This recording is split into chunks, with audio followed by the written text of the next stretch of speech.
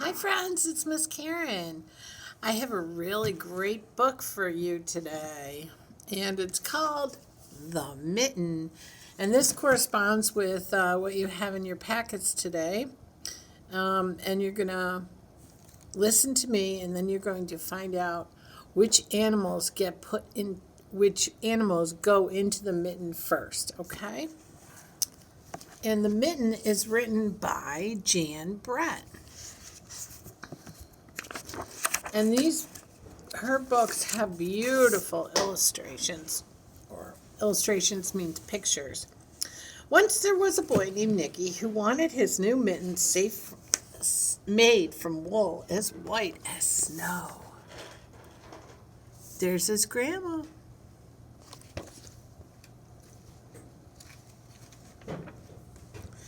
At first, his grandmother, Baba, did not want to knit white mittens. If you drop one in the snow, she warned, you'll never find it.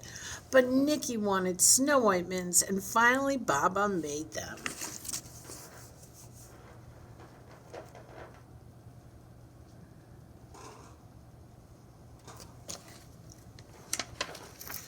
After she finished, she said, when you come home, first I will look to see if you are safe and sound, but then I will look to see if you still have your snow white mittens.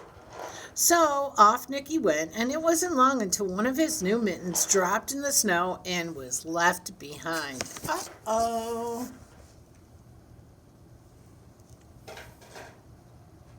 There it is.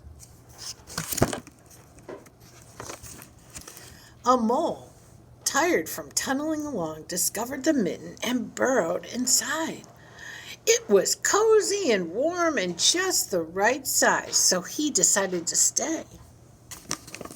So that's the mole. Mole goes in first. There it is. There's the mole going into the mitten. A snowshoe rabbit came hopping by. He stopped for a moment to admire his winter coat.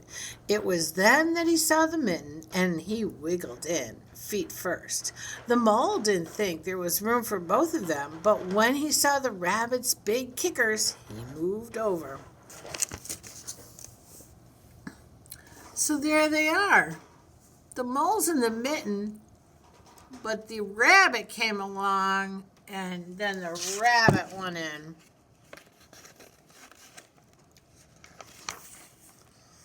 Next, a hedgehog came sniffling along. Having spent the day looking under wet leaves for things to eat, he decided to move into the mitten and warm himself. The mole and the rabbit were bumped and jostled, but not being ones to argue with someone covered with prickles, they made room. Oh, so it looks like the porcupine the hedgehog is going in next. The hedgehog. As soon as the hedgehog disappeared into the mitten, a big owl, attracted by the commotion, swooped down. And when he decided to move in also, the mole, the rabbit, and the hedgehog grumbled. But when they saw the owl's glinty talons, they quickly let him in. These are, right here, these are what they call talons, okay? So the owl's going in next. Up through the snow appeared a badger. He eyed the mitten and began to climb in. The mole, the rabbit, the hedgehog, and the owl were not pleased. There was no room left, but when they saw his diggers, like his nails and his hands, and his paws, they gave him the thumbs up. Okay. And here they are. There's everybody in the mitten, and along comes the badger.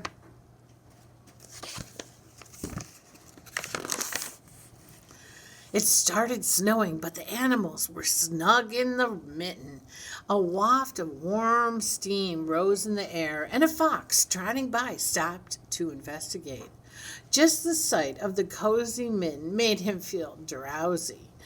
The fox poked his muzzle in, and when the mole The rabbit, the hedgehog, the owl, and the badger saw his shiny teeth. They gave the fox lots of room, so they let him in. And there they are. Everybody's in the mitten, and they let the fox in.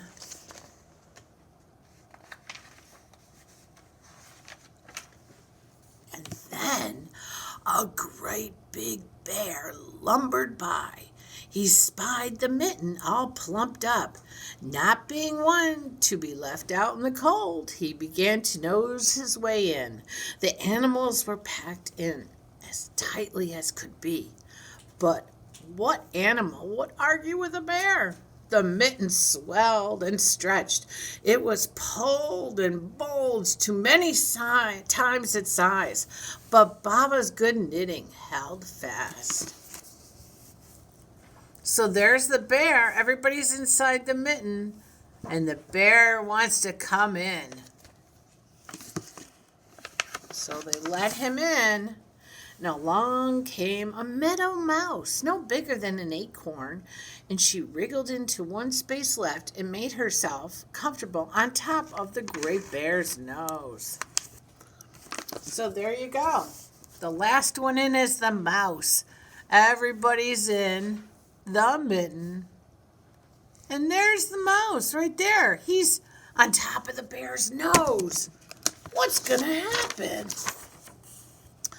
The bear, tickled by the mouse's whiskers, gave an enormous sneeze. Achoo! The force of the sneeze shot the mitten up into the sky and scattered the animals in all directions. Look at that. So the mitten went up into the sky. Where is it? I don't see it. It's somewhere. It's up in the sky.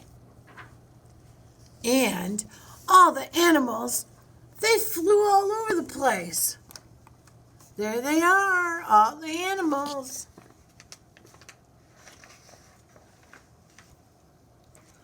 And on his way home, Nicky saw a white shape in the distance. It was his lost mitten, silhouetted against the blue sky. There it is. I bet you he's so happy he found it. Because remember, his grandma said she was going to check to make sure he had it. As he ran to catch his snow-white mitten, he saw Baba's face in the window. First she looked to see if he was safe and sound, and then she saw that he still had his new mittens. And there she is. Look, friends, she's in the window right there looking at Nicky, and he's reaching up to grab his other mitten.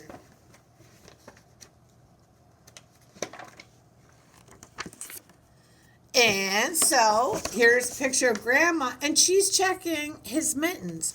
But what do we notice here?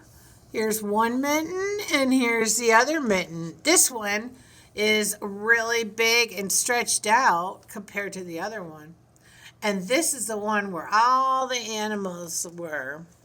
And that's why it's all stretched out and big. And that's the mitten. I hope you enjoyed the story, friends. Bye-bye.